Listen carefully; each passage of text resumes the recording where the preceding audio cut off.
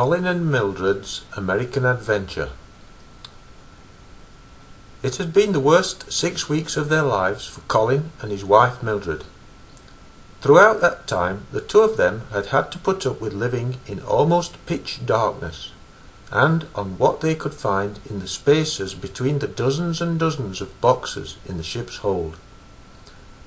To make matters worse, there had been the constant night-long and day-long thump, thump, thumping of the ship's engines. Now at last something different was beginning to happen. For the last half hour the speed of the engines had been noticeably slowing. Suddenly they fell silent. "We must have arrived," said Colin. "I think it's time to make our way up and get in one of those hollowed-out places on top of these boxes, Mildred." It took them half an hour to reach one of the welded brackets with its drilled-out holes and squeeze themselves in. No sooner had they done so than a brilliant shaft of sunlight flooded into the ship's hold. They both had to cover their eyes and only slowly opened their fingers as they became accustomed to the brightness. Then they saw the 4 chains with their 4 hooks descending into the hold. For the next 10 minutes Colin and Mildred watched as a man clambered to attach the hooks first to one, then to another of the boxes. Once attached, the boxes were being hoisted aloft and disappeared from sight high into the sky.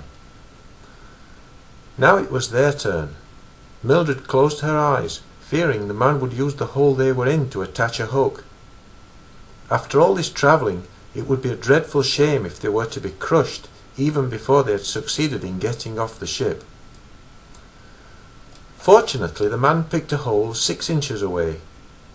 The box shuddered as it left the floor of the hold.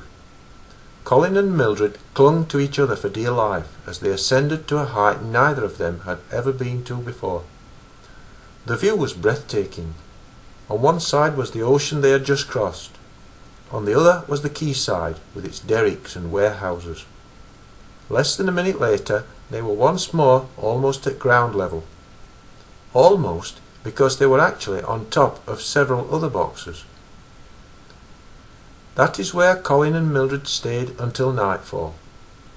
The shipyard had fallen silent, and now it would be safe for them to make their way off the box and down onto the ground. It took nearly 2 hours to do so, and another 2 hours for them to reach a nearby patch of grass. At last they could relax. They had made it. For Colin, their safe arrival in the new world was everything he'd dreamed of and planned ever since he'd seen pictures of this vast and largely unsettled land.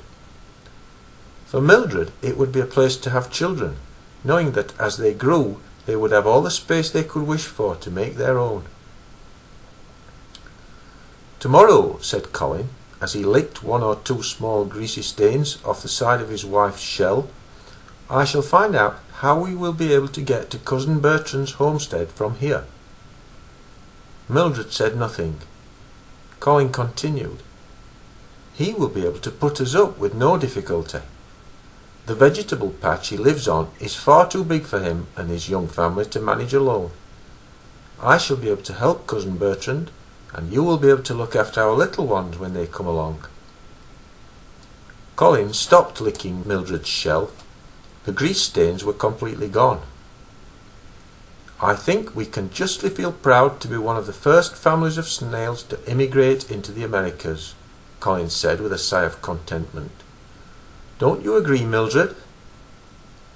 But Mildred was fast asleep. She was dreaming her first snail dream as an American snail. Good night, Mildred. Good night, Colin.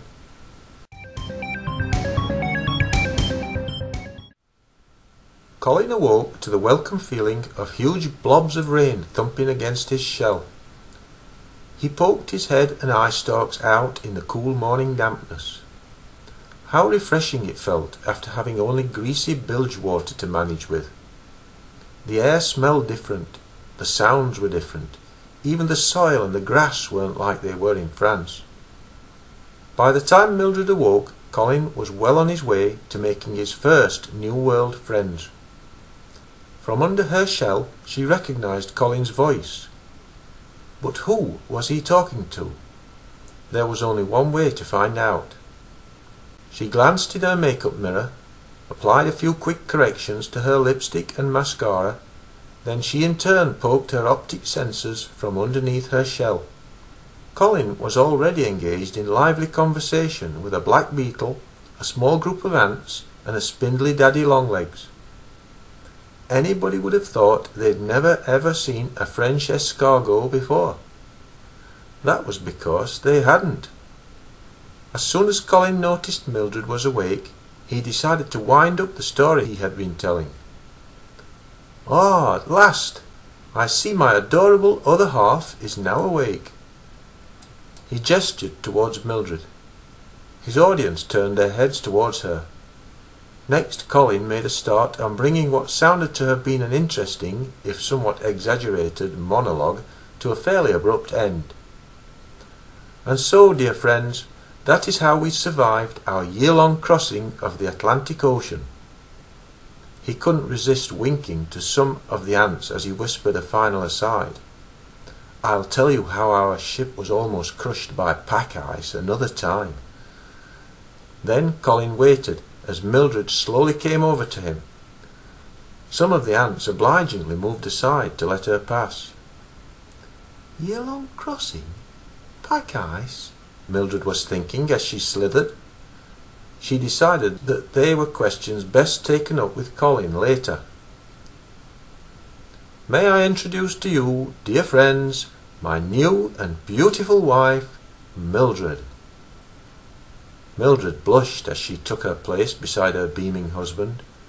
She wondered if she and Colin would be celebrities everywhere they went from now on.